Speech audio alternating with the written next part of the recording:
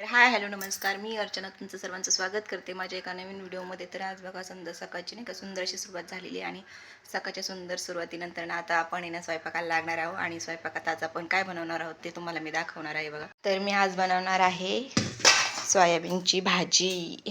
तर आणि एकदम वेगळ्या पद्धतीने बनवणार आहे बरं का सोयाबीनची भाजी मी आज. तर बघू शकता तुम्ही किती छान सोयाबीन 1 तास झाले मी भिजत ठेवलं होतं या सोयाबीनला. 1.5 वाटी सोयाबीन आहे बरं का. तर ते भिजत ठेवलं होतं आणि त्याच्यासाठी लागणारं साहित्य मी तुम्हाला दाखवते आता काय काय लागणार आहे आपल्याला. त्यासाठी आपण सोयाबीन कोरमा बनवणार आहोत बरं का. तर त्यासाठी लागणारं साहित्य काय काय ते तुम्हाला दाखवते मी. इथं कांदा भाजून घेतला आहे बरं का मी. ह्यात अद्रक लसूण कोथिंबीर आहे ती वाटून घेतली आहे. इथं धना पावडर काय सॉरी इथं गरम मसाला आहे, इथं धना पावडर आहे, इथं काश्मीरी लाल मिरची पावडर आहे आणि इथं दही आहे, इथं हळद आहे. एवढं साहित्य आपल्याला लागणार आहे त्याच्यासाठी. तर आत्ता मी ना हे ना सोयाबीन ना 2-4 पाण्याने एकदम स्वच्छ पाण्याने आधी धुवून घेते आणि मग त्याला कटिंग करून घेते. तुम्हाला दाखवते मी पुढची प्रोसेस मी कशी कशी करते ते. तर बघा आपले हे सोयाबीन वगैरे ना धुवून झाली आहे 2-4 पाण्याने. मी ना तिला धुवून घेतलेली आहे बरं का. आणि आपण त्याच्यासाठी आता काय काय वापरणार आहे तर ते बघा. आता मी ह्याच्यात नाही ना हे बघा थोडीशी आलं लसूण ना त्याची पेस्ट टाकून घेणार आहे बरं का ह्याच्यावर.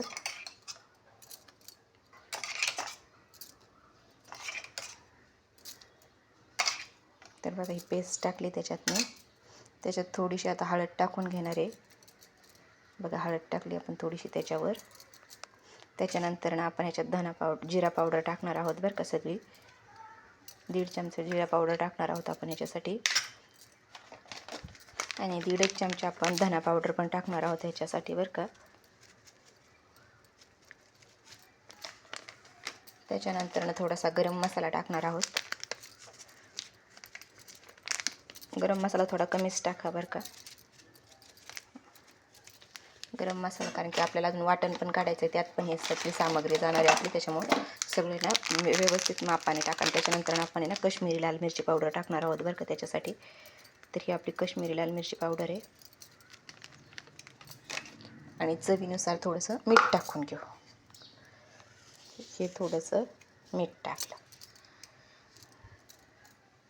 तर आता हे सगळं झालं आहे. आता हे सगळं मी ना एक कोटिंग करून घेते आणि मग तुम्हाला दाखवते.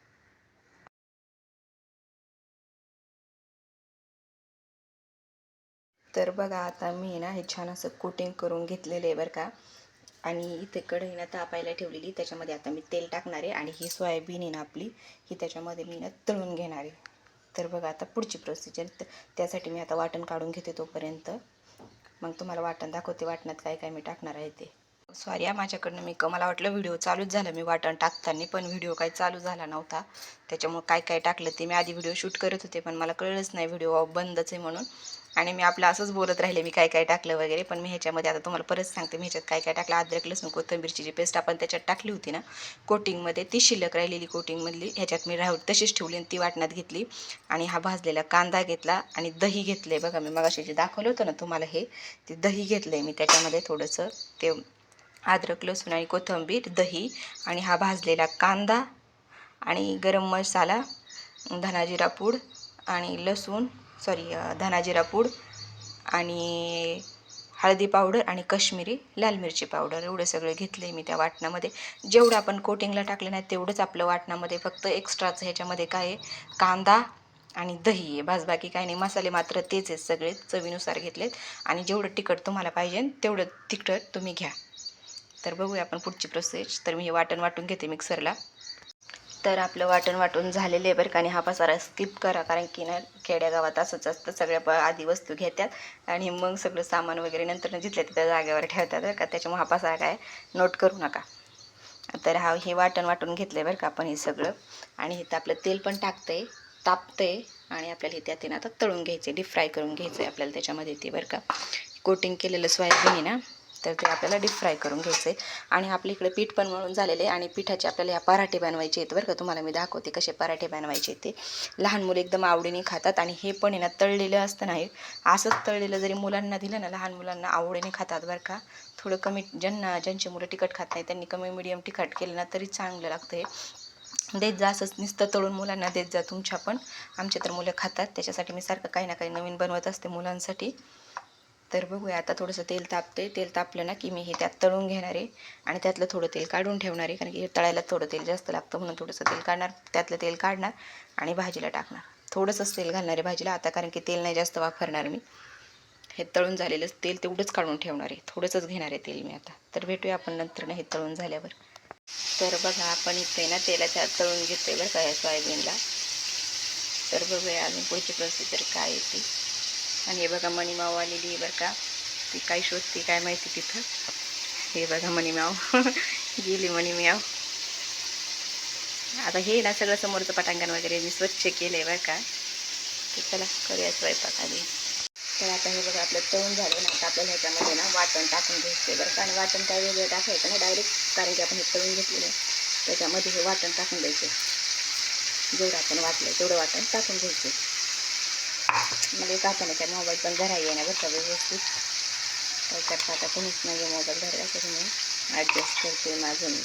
मुलांचे क्लास आहे त्याच्यामुळे मुलं गेले, तर मग ते वाटण वगैरे ना सगळं मिक्स करून घेते.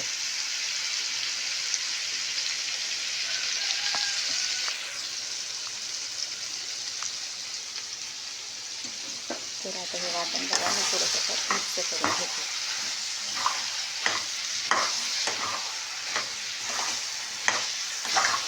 तुम्ही एकदा ही नक्की ट्राय करा बरं का रेसिपी. खरंच खूप छान लागते खायला. मोठ्यांपासून लहानांपर्यंत सगळ्यांना आवडते असं अशा प्रकारची सोयाबीन. आणि त्याच्यात आपण थोडंसं पाणी टाकूया बरं का. जेवढं आपण घेतले ना म्हणजे मिक्सरमध्ये वाटून तेवढंच पाणी. जास्त काही आपल्याला लय दहू करायचं नाही आहे.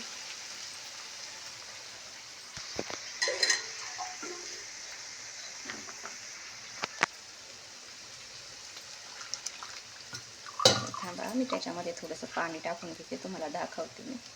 आपल्याला लफतफीत करायची आहे सोयाबीन बरं का. त्याच्यामुळे मिक्सरचं भांडं जरा धुवून घेते मी. वाटण आहे ना त्याच्यामध्ये ते धुवून घेते.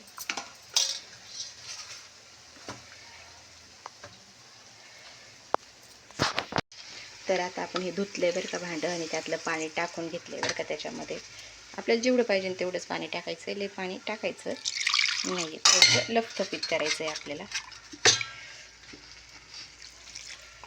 तर बघू शकता हे आपलं सोयाबीन छान असं रेडी झाले. काही लई सामग्री वगैरे नाही लागत बरं का, कारण ही सामान असतंच प्रत्येकाच्या घरामध्ये बरं का अवेलेबल, त्याच्यामुळं काय अडचण नाही. तर बघा आता हे शिजते एक 10-15 मिनटं आहे ना, त्याच्यावर झाकण ठेवायचं. मी थोडीशी मीठ टाकून घेते त्याच्यामध्ये आणि 10-15 मिनटं पण एक 10च मिनटं त्याला फक्त एक उकळी येऊस्तवर आहे ना झाकून ठेवते मी. तर भेटूया नंतर झाल्यावर सगळं.